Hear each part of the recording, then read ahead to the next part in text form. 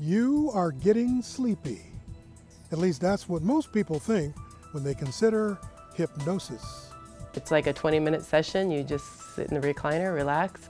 Despite common opinions, clinical hypnosis is beginning to develop a reputation as a cheap, viable alternative on handling many of life's most nagging issues. That story on this edition of Equal Time. From San Jose State University, you're watching Equal Time, exploring new issues each week, giving equal time to competing points of view. Welcome to San Jose State University and this edition of Equal Time. I'm your host, journalism professor Bob Rucker. When we think of hypnosis, we think of mind control in some cases with no practical use. But as Tim Vantress reports, that's not necessarily the case. Diane Coley is being hypnotized for something that has been bothering her for a long time. She first walked through the doors at Positive Changes Hypnosis in Pleasanton 2 years ago without telling anyone. Of course, with my kids, I can't believe you spent money on something like that. That's their typical, Mom, now what have you done? But after I told them and I started, the more and more I came and the more I learned about it, I was excited about it. As a hypnotist, Rose Stein sees many people like Diane walk through the front door questioning what hypnosis is. Right? I'm like, man, that's not what we do here. Each session lasts about half an hour, twice a week, and requires the client to do no more than lie down. If you've ever got a massage or you're just sitting around reading a book and you're very relaxed, and that's the state of alpha.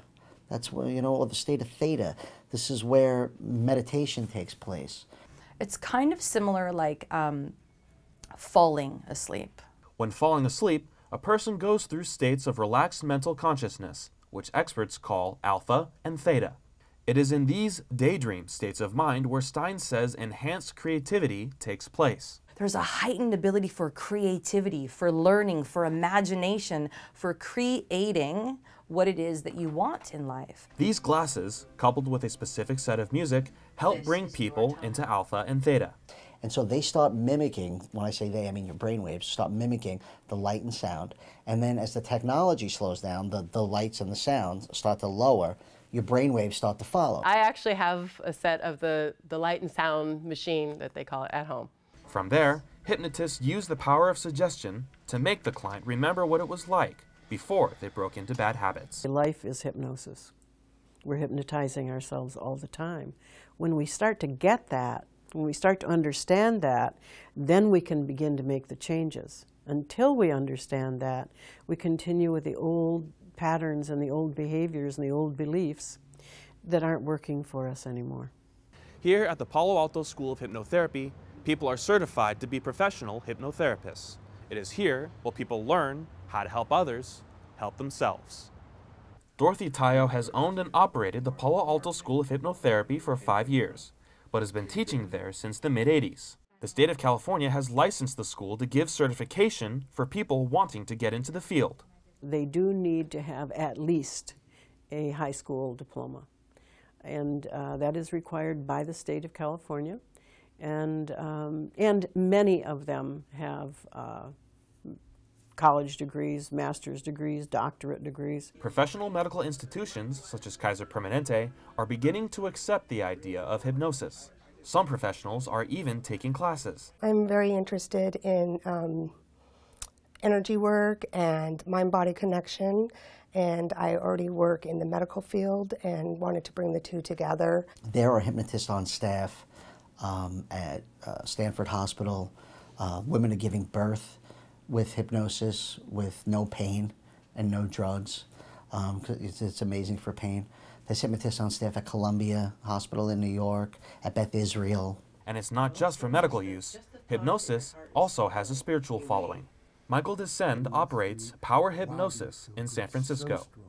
What you expect, how much money you're going to earn, how much love you'll allow into your life comes from the transformation of your expectations.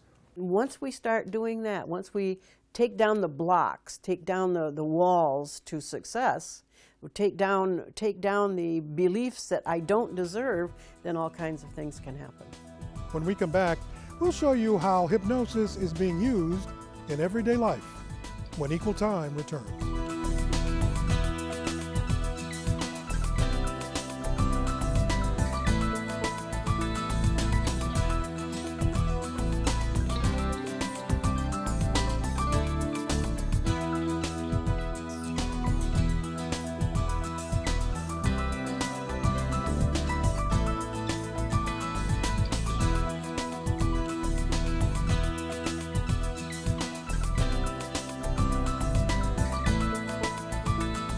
Welcome back.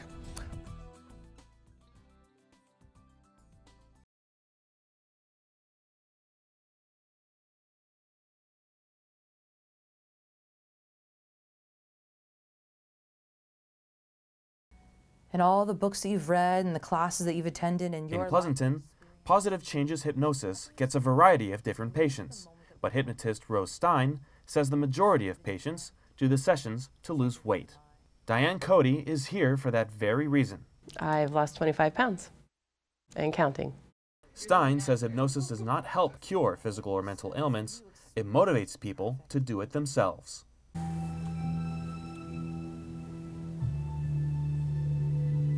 So take this time now because you are worth it. You are worth the time and the energy and the influence of change. We have quit smoking, people who want to quit drinking, stress management, anxiety.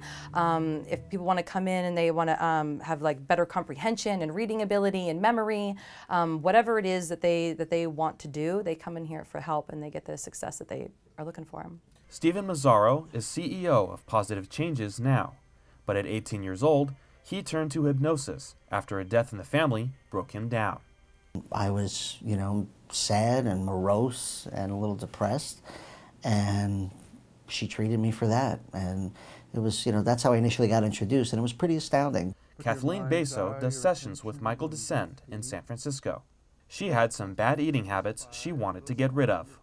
I loved mayonnaise, I liked white bread, anything that was white, it was just the best to me. After losing 70 pounds in 7 months, more things in Beso's life have changed than just her diet. I feel better than I ever have in my entire life. I feel like I have control of my life. I'm enjoying my life for the first time. Just goal setting and budgeting, and I've got kids in college and making it all happen and everything, just writing things down. It's just instilled in your mind to just keep doing it, and it's been something that's I've put into motion, and it has worked. Though hypnosis is a guided form of self-help, it has advantages that other forms of treatment do not. Changes are seen relatively quickly. I'm talking 10 sessions maximum. You either see the results or see you later. I was put on a 6-month plan, and during that time is when I lost the 25 pounds. And patients can take their sessions home with them. We could actually push the content to them through the computer, or we could upload it, and they have everything that we have here in the office. For those who accept the program, the materials are there to succeed. But hypnosis is not for everyone. Dennis Acha of Breathe, California tried hypnosis, but it didn't work. I wasn't able to go down under, and so to speak. So Breathe, California works to raise awareness of smoking and lung health in the Bay Area. Hypnosis is not used as a way to quit smoking in their program. We don't actively promote it. We don't discourage it either, and we do support a variety of interventions for people to quit smoking. Back at the clinic in Pleasanton, where we started out, Rose Stein says what sets hypnosis apart from the stigma that society has made for it is the ability to opt out. It is their opportunity in that given space to either accept the suggestion and go with it and take action, or to reject it. And at any time you're able to reject, even in the deepest stages of hypnosis, at any time if something doesn't make sense to you or it goes against your personal beliefs, you can reject them. When we come back, we'll sit down with a panel of experts.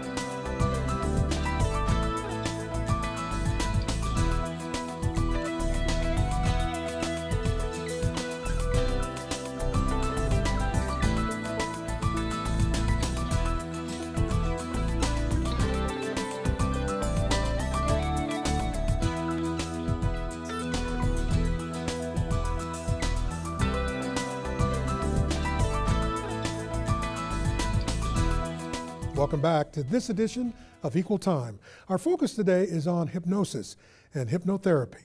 Let's meet our guests. Michael Disend, Power Hypnosis in San Francisco.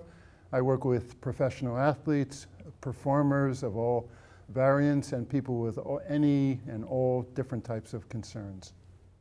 Carlos Neuschwander, clinical psychiatric social worker, working in Sunnyvale with a major healthcare provider.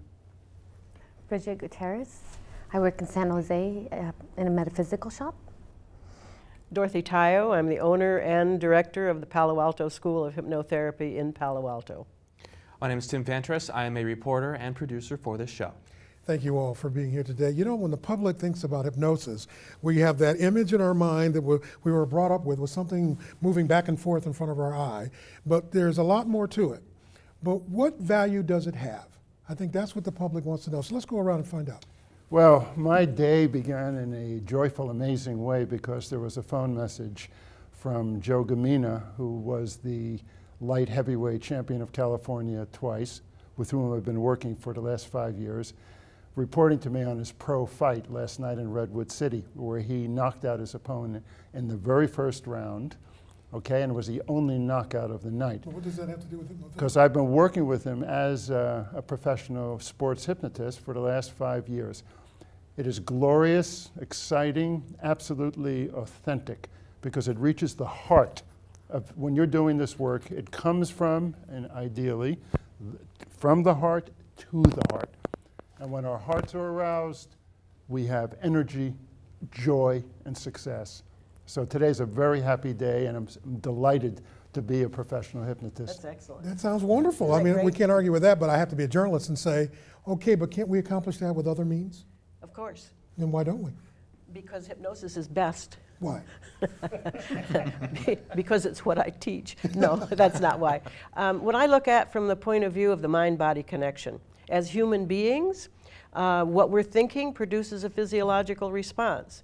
And every student that I have, when I say this quote of Aristotle, which is a vivid imagination compels the body to obey it, for it is a natural principle of movement. So when I say that, I really want my students, and I want my client as well, to understand that what they're thinking is producing a physiological / emotional / empowering response. There is another level, though, that I'm sure you would agree with, that I learned from somebody we both respect, Orman McGill, and that's what we would call in broad terms the spiritual, yes. Which means the vast, immense, loving, totally agree, amazingly wise intelligence that I guide my clients to, no matter what the situation that they're coming to. It could be a health issue, sport achievement, depression, which doesn't really exist. I guide them into that alignment, which naturally, subtly, and invisibly heals. To me, that's one of the greatest gifts that we can give as hypnotherapists. Bridget, help me with this. A lot of people think, though, stress. Let's use it to help manage stress. Is that an effective use of hypnotherapy or hypnosis? Absolutely. How? It calms a person down. It puts them in a different realm. If there's a contemplation, they go beyond it to a higher level where their mind's relaxed. And it stays in the mind so they could accomplish their goals. Now, you know, we have viewers out there that would say, you know, you could walk over to the ocean and get the same impact. Why do we really need therapy? Because you could create that in your own mind at the moment. And what you're taking care of, you still go forward, and it's not a problem. And you can't be at the ocean every single second. Or you're in the middle of a stressful situation. Well, what you can be at is the Carlos? ocean of loving awareness that's around us. And when we reach that ocean, wow, the effects are amazing. Carlos, what are your thoughts?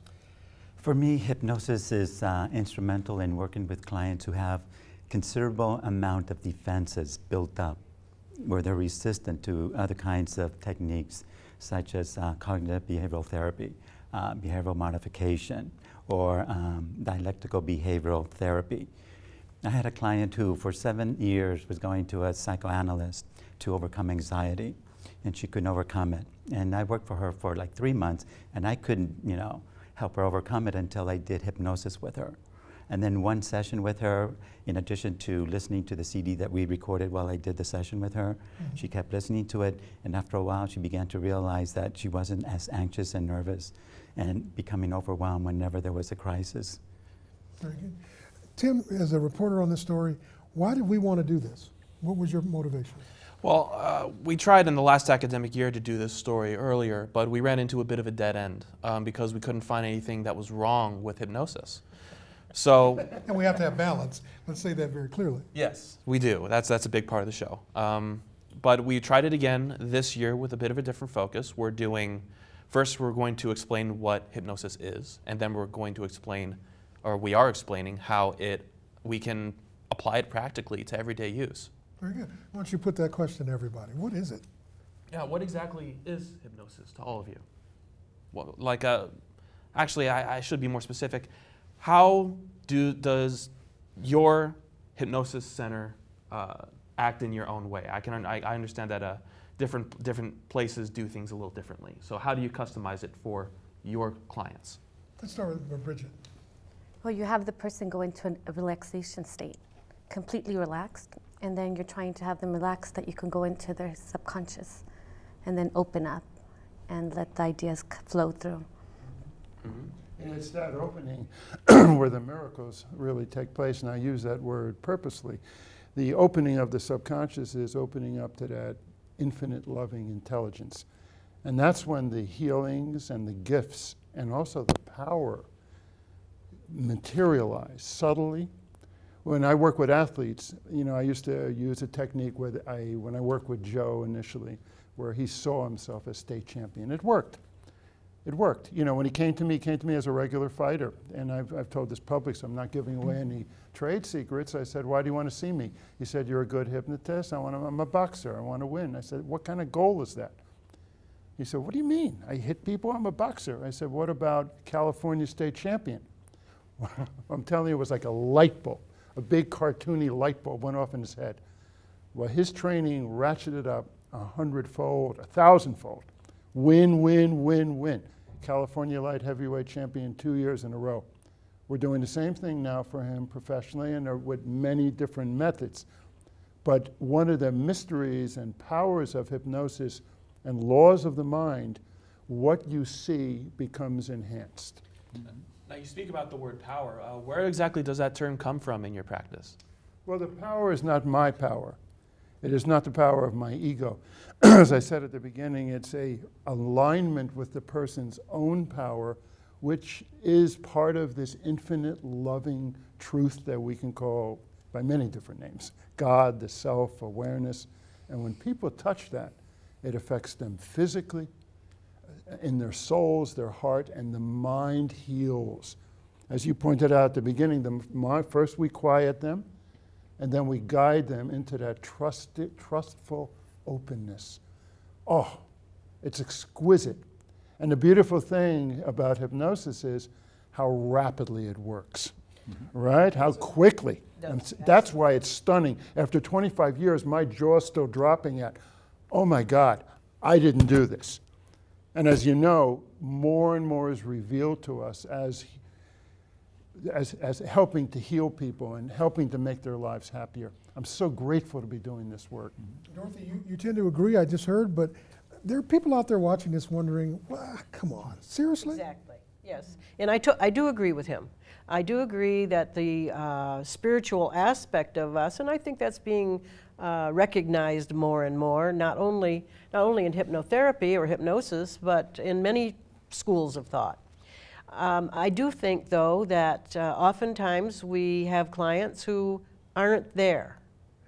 If I have, for example, I just worked with a man who's an engineer, so he's very left-brained in his thinking. He doesn't go to the spiritual aspect. But what he's interested in is, how can I change? How can I have some relief? This is a man who has extreme back pain. And I've worked with him twice, and that back pain scale from 0 to 10, 10 being the most, started at a 10. The last time I worked with him, it was down to a 2. Now, is 2 workable for him? Yes, it lets him go back to work, in essence. But the beautiful thing about all of this is that not only is it a mind-body connection, I've said that, but it is the spiritual aspect. It is that, I'll use the word consciousness aspect of us, and the consciousness can shift, and the subconscious can shift its beliefs. And when we can let go of some of the beliefs, you know, we were talking earlier about hypnosis. Well, hypnosis happens every day of your life, and all hypnosis is self-hypnosis. You know, I will say to a client or a student, I only know the words to say. What you're doing with those words inside you will be totally up to you. But I have one caveat with that. Once we understand, I agree with all of it, but I want to add one thing.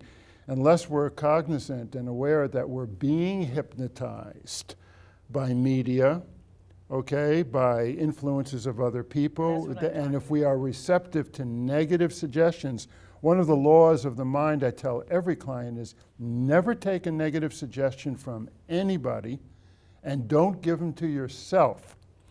Now that thing alone has marvelous results. No, that's why I'm saying all hypnosis is self-hypnosis. And we're self-hypnotizing all day long and disempowering ourselves. Many people disempower themselves when they are thinking negative thoughts. You know, if you think the thought, oh, I'll never get this done. Oh, no, I can't do this. Well, you get to be right. When I hear this, I hear real responsible thinking, really good ideas, very good suggestions, and you're right. Give positive thoughts to get positive actions. But I wonder for the audience out there, why don't more medical organizations support this and enable this to be paid for in their medical plans for individuals? Why don't they value it?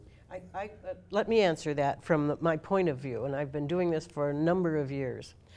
I think that for the most part, medicine, I don't mean medicine per se, but there are many people who are in the field of medicine who still look at hypnosis as though it's some hocus pocus, you know?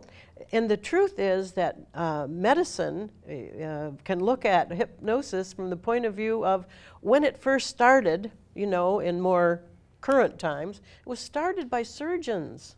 Well, it was by the medical community itself. But I want to ask Carlos, if that's the case, then why don't we see more people gravitating to this therapy? Actually, we are seeing more of that. Where I work in particular, we're open to a wide assortment of techniques: acupuncture, mindfulness practice, hypnosis. One of the reasons that I think is going to catch on is because it's cost effective and you get immediate results. And what healthcare provider isn't going to want that as opposed to 6 months of psychotherapy? Now, the image is out there with hypnosis. How would you all suggest that be turned into a positive thing? How do you change the image of hypnosis for the better? Well, I'd like to answer that because I think that the show Hypnotist, when you started with the watch, hypnotism has a very long, variegated history. At the current time, the amount of money, profits being made by materia medica, medical materialism, is in the trillions. Psychotherapists see sometimes 1,500 people a week for 10 minutes each to hand them a pill. So this work, for every client that I see, I spend a minimum of 1.5 hours to 2 hours in meditation. Because if I am not wholeheartedly pure with the client, I'm coming from the headspace. And I need to come from that place of light and love and healing. To me, these are the words that give hope and freedom to America. That's why and what we need. This is about freedom from your own self-induced mind control, negative self-hypnosis, and the trance states that people are, unfortunately, there are many good doctors, but there are many doctors that tell you, you have this, and unless you get surgery immediately or have these procedures, this will happen. That constitutes a negative suggestion. And a very powerful one. A very powerful one. And I've dealt with so many people who have come to me, you know, who want to snap out of that, but they're scared to death. Love heals. Love is everywhere. Love is not some remote thing on the pinnacle of a mountain. Let me jump in, though, and say, I understand what you're saying. I think a lot of people out there really can relate to what you just said. But there are also people out there, Bridget, that would probably say, come on, it sounds very existential. It sounds too generic. I'm not going to entrust my life to this therapy.